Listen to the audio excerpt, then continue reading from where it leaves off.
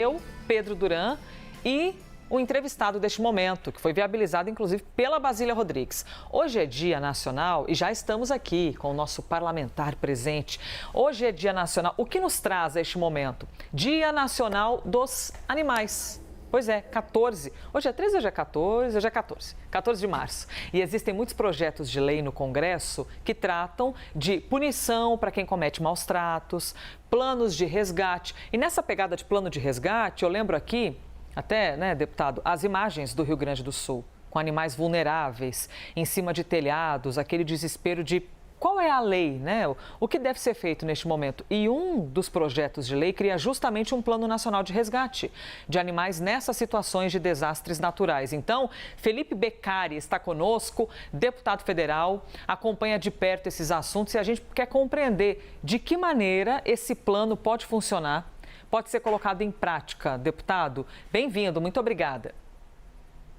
Bom dia, eu que agradeço a oportunidade, cumprimentando a Elisa, o Pedro e a Basília não por mim, mas por todos os milhões de animais, né, que estão em situação de abandono, em situação de maus tratos. Para a gente e para eles, por assim dizer, é um momento ímpar, né, o dia hoje nacional dos animais, e ter essa entrada aqui. Agradeço toda a equipe da CNN pela oportunidade de estar falando em nome deles aqui, né. Acho que os animais estão presentes, são parte da família hoje, e infelizmente a realidade ela é muito triste, né, muito aquém daquele mundo, né, que a gente imagina de cuidado, de carinho que nós, pessoas boas, né, praticamos. Então, é muito importante essa entrada, e a gente vem notando ao longo dessa nossa carreira. Eu já tenho 15 anos na proteção animal, muito antes de ser legislador, né, federal e também municipal, quando fui vereador em São Paulo. Também sou policial civil de carreira já há 13 anos e protetor dos animais por 15, por assim dizer. Então, a gente já viu muita coisa ao longo desses anos, e hoje a gente tem essa condição de falar, né, num tom mais jurídico, um tom aqui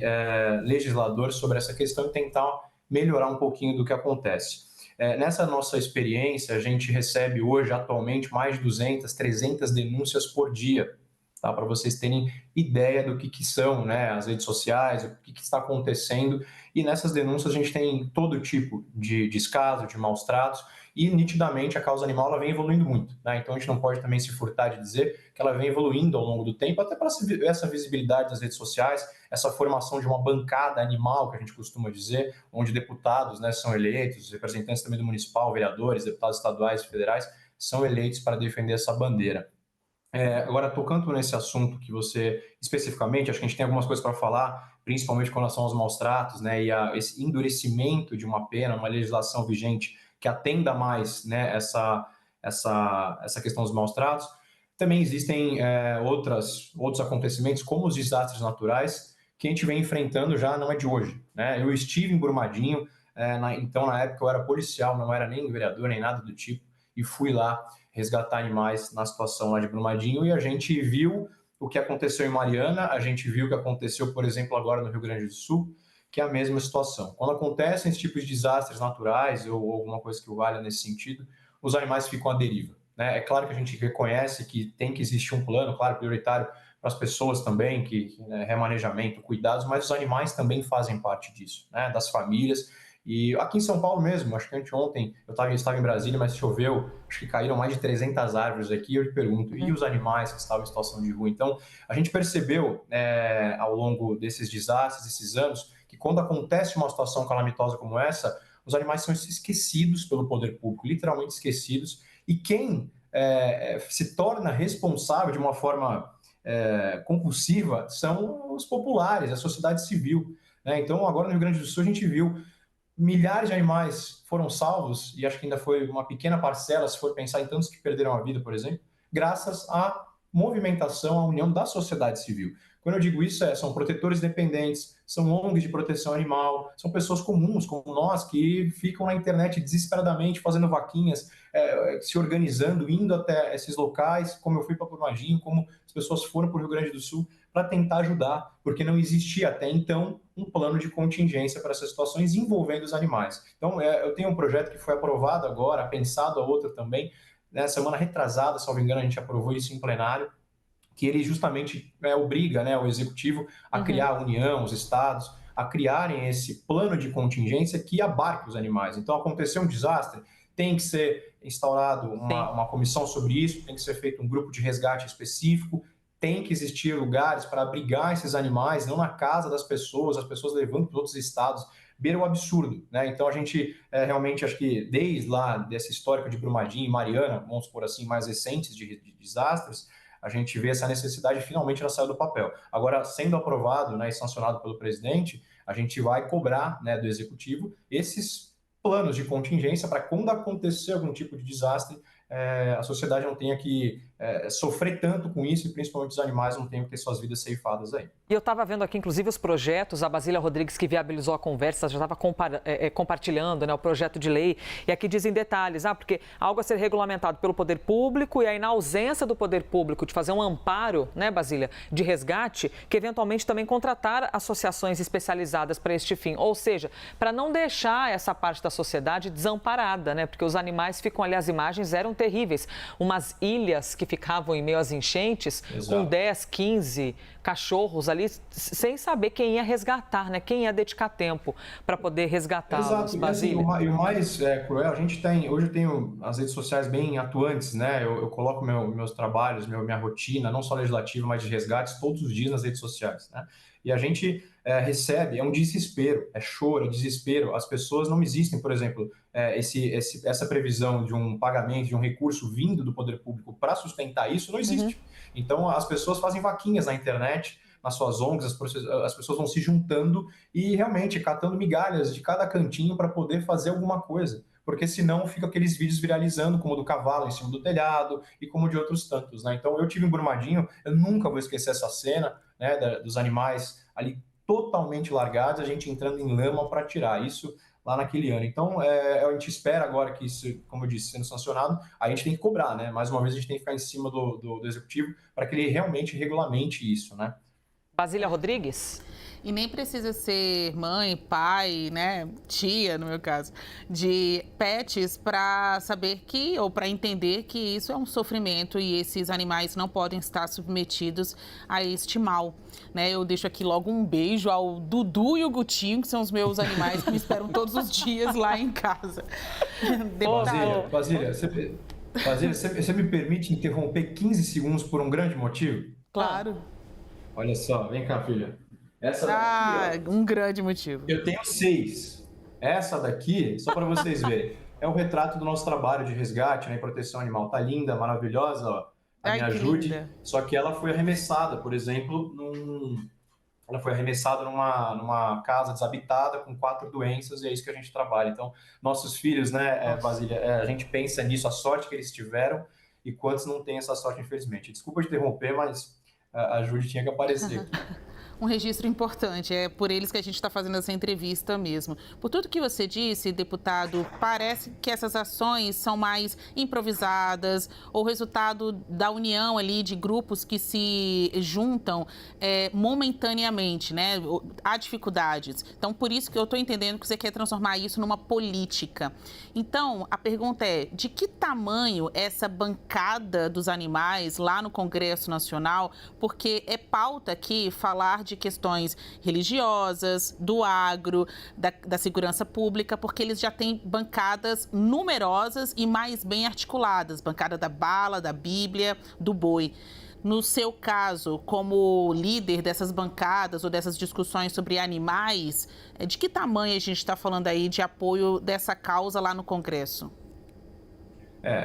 Vou ser bem sincero, né? Estamos muito longe ainda da força que precisaríamos ter para mudar, por exemplo, de uma forma efetiva a situação dos animais a curto, médio prazo, né? O processo legislativo já é demorado, a gente sabe que existem, eu sempre falo, eu respeito muito, são inúmeros assuntos, são inúmeras pautas prioritárias também, né? Acho que tudo tem que ser apreciado no Congresso, mas a gente não pode deixar os animais de lado. Hoje nossa bancada é pequena ainda, né? Eu costumo dizer, é curioso, porque em modo geral, até na minha experiência como vereador em São Paulo também, a gente não acha muito óbice, por exemplo, a gente não acha muita restrição, muita impugnação em relação aos projetos, as pessoas apoiam. A gente costuma dizer que é uma causa coringa, porque todos, ou praticamente todos, gostam de animais, né, ou conhecem alguém que tem respeito, então nossos projetos eles não costumam ter muita rejeição, digamos assim.